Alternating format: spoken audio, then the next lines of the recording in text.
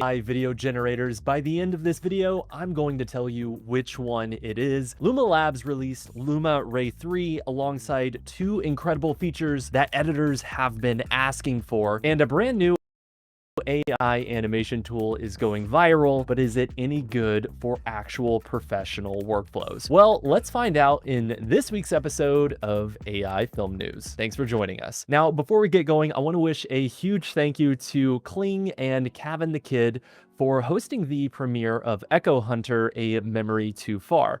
The film is one of the best AI films that we've ever seen, and you can actually watch it online using the link below. And a quick hat tip to the Curious Refuge community in Miami, who recently hosted a meetup. Okay, let's get to the news. So this last week, there was a ton of AI video generation news. In fact, I think more AI video generators were released in the last week than at any time in the last couple of years. So what I want to do is take an in-depth look at each one of these tools and talk about which one I think is actually helpful for professional workflows. So let's kick things off with Kling 2.5 Turbo. So last week, we announced that this new update was coming soon, and it's finally here. You have the ability to use Kling 2.5 Turbo on their website. Now, in terms of overall quality, 2.5 Turbo is a big leap forward, which we'll talk about in just a second, but you should note that you don't have the ability to do things like first frame and last frame just yet inside of 2.5. But all of that being said, let's hop into the tool and take a look at how to use it. To use the tool, all you have to do is go to the Kling AI website, go to Video on the left, and make sure you're in the Video 2.5 Turbo mode. So,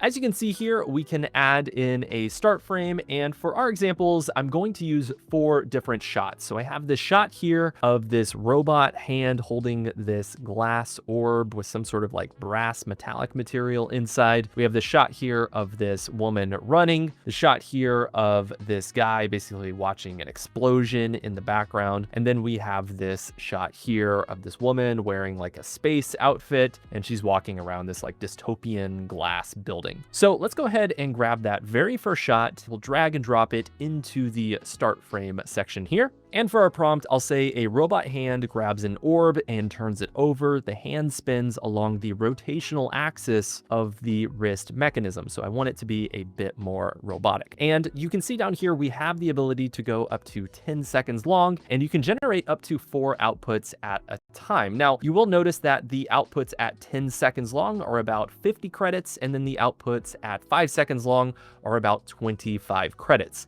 Whenever you're working inside of Kling, it's best to think about credits as essentially pennies, because that's how it works out. It's about 27 cents if you're on the Pro plan per generation. So basically think about it as about a penny. It's going to cost us a quarter to generate this result. And after a few seconds, we have this generation here, which looks really, really good. You can see there's a ton of detail in the robot's arm.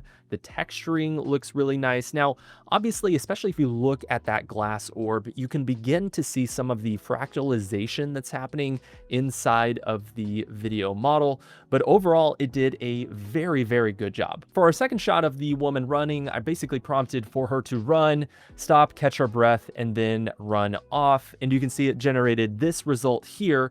There are definitely things that I like about it. I do think that the physics of the character running, and especially when she kind of hits her knees, it does look pretty realistic with the inertia.